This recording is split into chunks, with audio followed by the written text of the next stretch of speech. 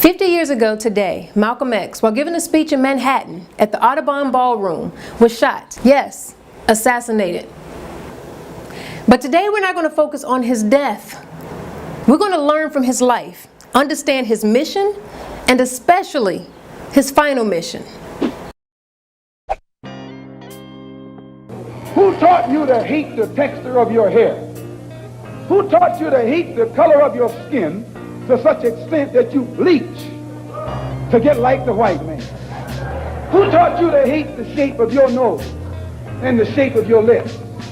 Who taught you to hate yourself from the top of your head to the soles of your feet? Who taught you to hate your own kind? Who taught you to hate the race that you belong to? So much so that you don't want to be around each other.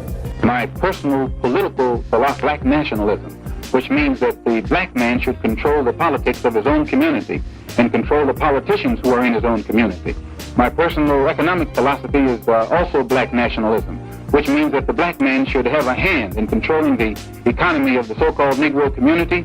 He should be developing the type of knowledge that will enable him to own and operate the businesses and thereby be able to create employment for his own people, for his own kind. Do you consider yourself militant? I consider myself Malcolm. Brother Malcolm was a revolutionary leader. At a very young age, he was exposed firsthand to the realities of racism and oppression in America. His father, Earl Little, was a follower of Pan-Africanist Marcus Garvey, who spoke of black pride and the uplift of black people in the world. His father's strong beliefs and teachings of Marcus Garvey kept Malcolm's family moving, relocating, to avoid intimidation and death threats.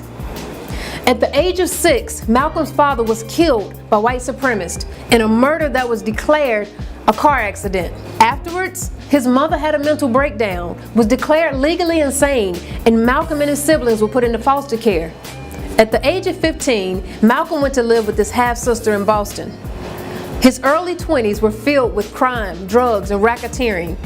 And in 1946, Malcolm was sent to prison for burglary, facing 10 years. It was in prison that he made his transformation. He began to read books dealing with history, politics, and religion, and later joined the Nation of Islam under Elijah Muhammad. Once released, Malcolm quickly rose through the ranks of the Nation of Islam. He was a brilliant speaker, very knowledgeable. His ability to mobilize the masses, along with being unapologetic and uncompromising, made Malcolm X a powerhouse. Malcolm fully understood the history of racism and understood how it affected every area of our lives. The police the same way. They put their club upside your head and then turn around and accuse you of attacking them. Every case of police brutality against a Negro follows the same pattern. They attack you, bust you all upside your mouth, and then take you to court and charge you with assault. What kind of democracy is that? What kind of freedom is that? What kind of social or political system is it when a black man has no voice in court, has nothing on his side other than what the white man chooses to give him? My brothers and sisters, we have to put a stop to this. And it will never be stopped until we stop it ourselves. They attack the victim. And then the criminal who attacked the victim accuses the victim of attacking him. Yes, sir. This is American justice. Yes, sir. That's right. This is American democracy. Yes, and those of you who are familiar with it know that in America, democracy is hypocrisy. Malcolm's next chapter was his journey to Africa and the Middle East, later in 1964, that created an evolution. After being invited to the OAU, the Organization of African Unity, in Ethiopia by Haile Selassie, he saw how the head of these African countries that had just fought off colonialism came together, regardless of their religion, regardless of their particular ideology, regardless of any other difference, and formed a united front. Why, the whole dark world today is in unity. It's one. If you don't think so, look at the United Nations. When the dark world votes, they vote as one.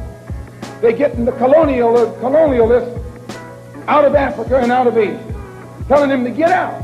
They don't have any nuclear weapons. but they got a solid, united voice, and their unity alone is sufficient to drive the oppressor and exploiter of their people out of their own country. You and I need to learn a lesson from that right there.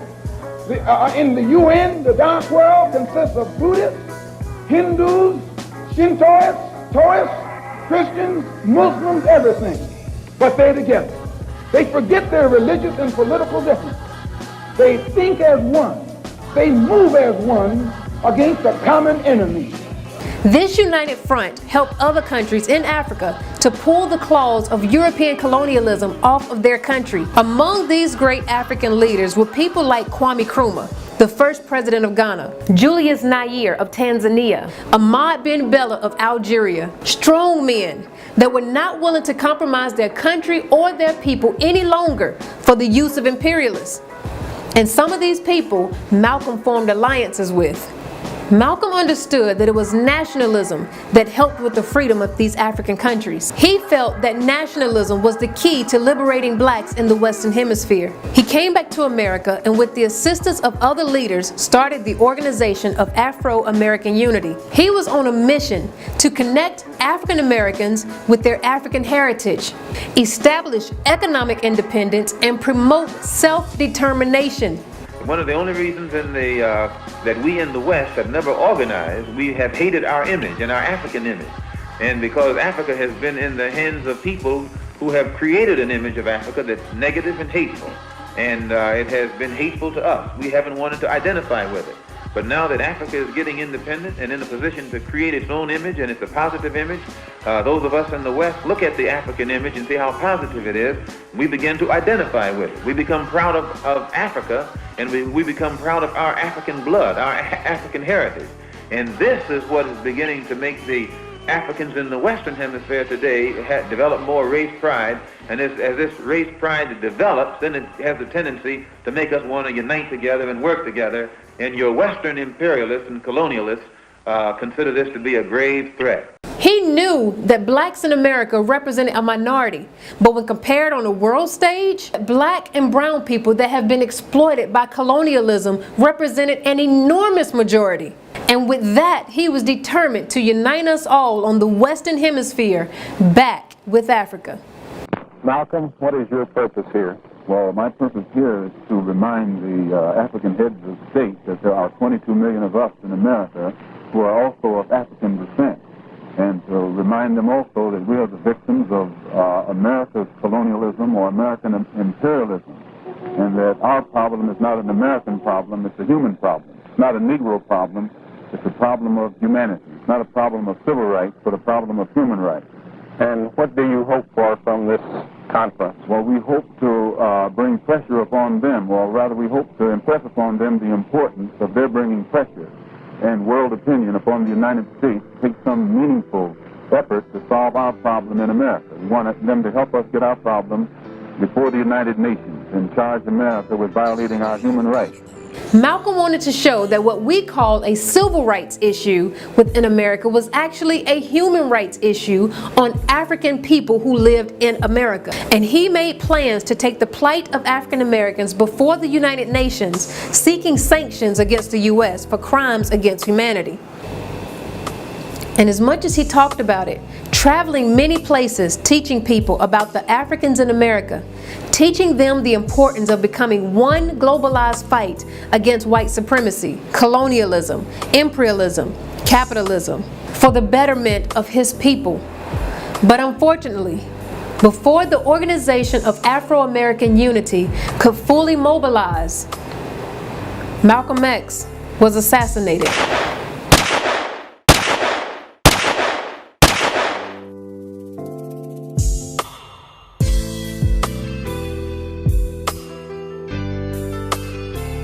What do you think of Malcolm X's death?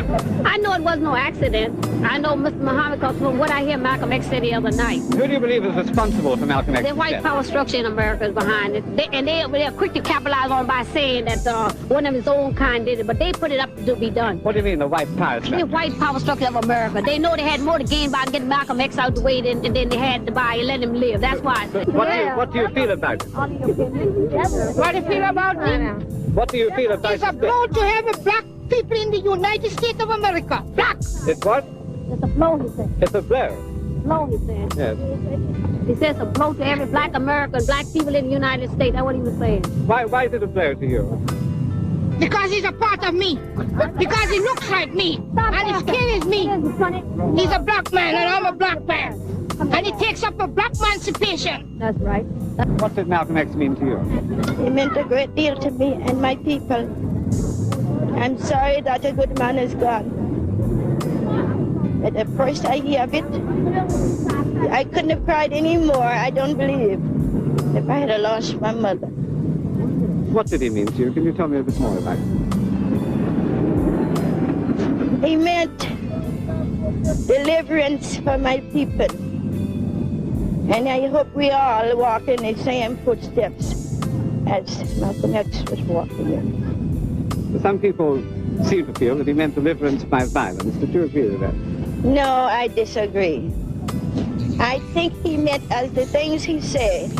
If one wants to fight with bullets, then retaliate with the same. If you don't know anything but a gun, at that time, I feel we should know the same. But I don't hate everybody. In fact, I have no hate in my heart. Malcolm was fully aware that for Africans on the Western Hemisphere to truly be liberated, they must join together on a united front. And he didn't just speak about this. When he returned from Africa, he met with a leader that had an ideology in stark contrast of his. Yes, Martin Luther King. He knew that this government thrived on division and that it was utilized to continue imperialism and colonialism. Malcolm understood that if you can't move past your own ideology and religion and differences for the sake of your people, then you are absolutely no good to your people.